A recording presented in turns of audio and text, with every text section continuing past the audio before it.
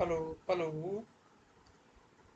आज चाहिँ हामी what is pari passu in banking banking क्षेत्रमा पारु पासुको मिनिङ भनेको के हो त्यसको बारेमा अध्ययन गर्न गइरहेको छौँ। Good morning all of you.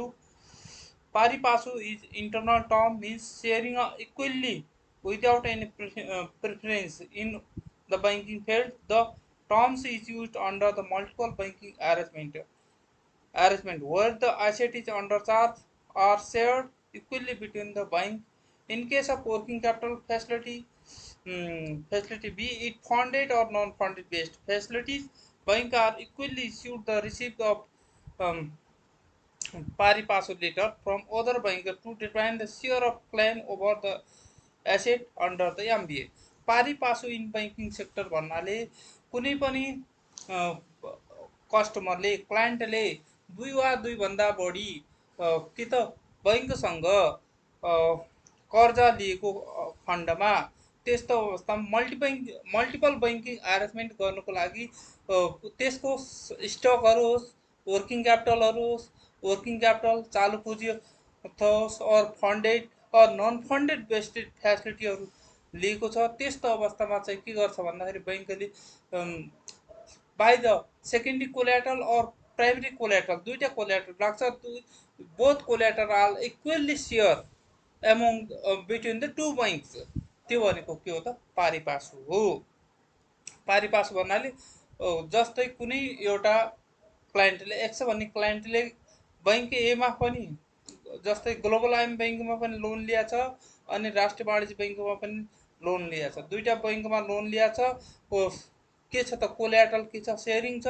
अनि त्यसको अलावा के गरिरहेको छ त उसले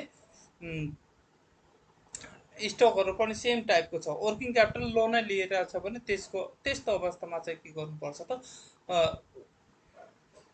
working capital means that current asset र त्यसपछि collateral that is the fix asset चाहिँ के गर्नुपर्छ त पारी पासु गर्नुपर्छ।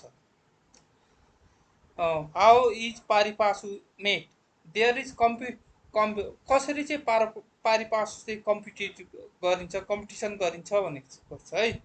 यो भनेको पारी पासु चाहिँ how the pari पासु is competed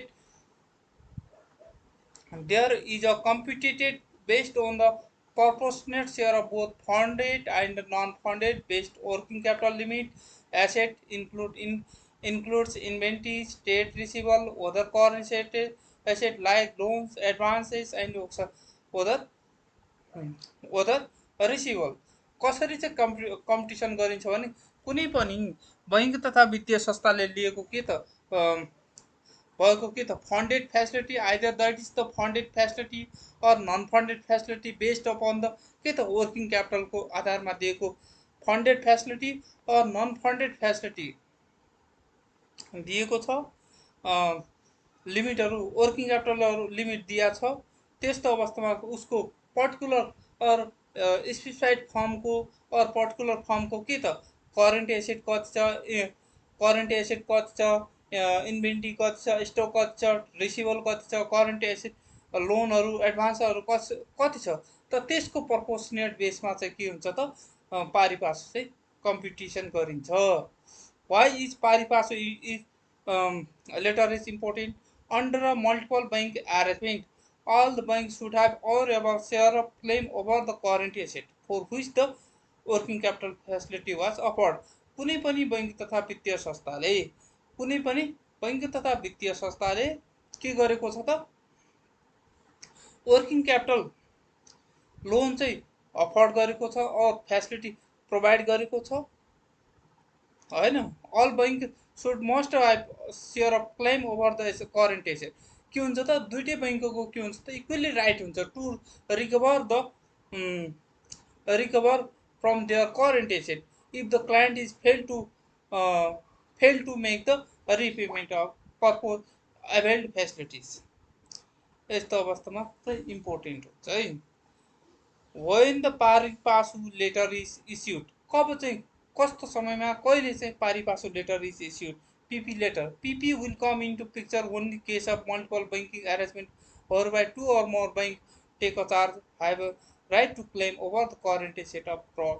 जब चाहिँ कुनै पनि बैंक तथा वित्तीय संस्थाले जब चाहिँ कुनै पनि बैंक तथा वित्तीय संस्थाले दुई वा दुईभन्दा बैंक तथा वित्तीय संस्थाले के त सिंगल क्लाइन्टलाई सेम चाहिँ करेन्ट एसेटलाई के गरेको छ फाइनेन्सिङ गरेको छ भने त्यस्तो अवस्थामा के गर्छ त त्यस्तो अवस्थामा उसले पारिपासो लेटर इस्यु गर्दछ। when two or more bank and financial institution provide the working capital loan, either working capital loan or funded based loan to the same client, stock are placed or hypothecated in the both bank त्यस्तो अवस्थामा के गर्छ त पारिपासो letter चाहिँ issued गर्छ।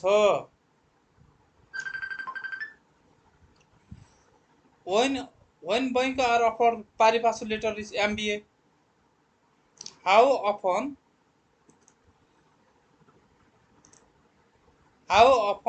are bank are required to share the pari-passu letter under a MBA arrangement? Every quarterly, bank under a MBA are required. Multiple banking arrangement are required to share the annexure, specifying the sanction limit. In case of the fresh sanction working capital limit, bank are required to obtain the pari-passu letter or NOC, no objection letter certificate from other bank and financial institution. के हुन्छ भने प्रत्येक bank तथा वित्तीय संस्थाहरूले every क्वार्टरमा multiple banking arrangement मिलाउनको लागि के गर्छ त पारिपासो लेटर चाहिँ इस्यु हुन्छ और रिक्वायर्ड हुन्छ। If the newly disperse facility हो, न्यूली स्याङ्सन द फेसिलिटी हो, त्यस्तो अवस्थामा चाहिँ के हुन्छ bank are required to obtain the pari passu letter or no objection certificate letter from the concern bank तथा वित्तीय संस्थाबाट के लिनुपर्छ त no objection or pari passu letter obtain गर्नुपर्छ। Dilution of the pari passu share कसरी चाहिँ डाइल्युट हुन्छ पारिपासोको सेयर? In case of fresh sanction or no objection to be obtained from the other bank under the MBA arrangement, and also share the PP letter and proposed share. In case of the fresh limit provided or fresh credit facility provided to the client, in case of the fresh के त facility to be provided by the bank to the client, त्यस्तो अवस्थामा के गर्नुपर्छ त no objection letter or PP letter obtain from the other bank under the MBA arrangement, also share the PP letter भनेको pari passu letter including the purpose share कति छ उसमा भनेको लिमिट कति हो भनेर त्यस if the other bank are not comfortable with the dilution of in the share of current asset, NOC will not be shared, resulting stopping the bank from disbursement. If the other bank are not compatible, they are not feeling to the compatible for sharing the or dilution of their share of current asset को share चाहिँ diluted गर्न तिनीहरू इच्छुक छैनन् भने त्यस्तो अवस्थामा के त NOC will not be shared, resulting in stopping the banks from disbursement. In case of the in case of other bank and financial institution are not compatible for sharing their current asset or diluting of their current asset, NOC will not be shared. So other bank or primary bank or secondary bank shall be stopped from the disbursement. Thank you for today.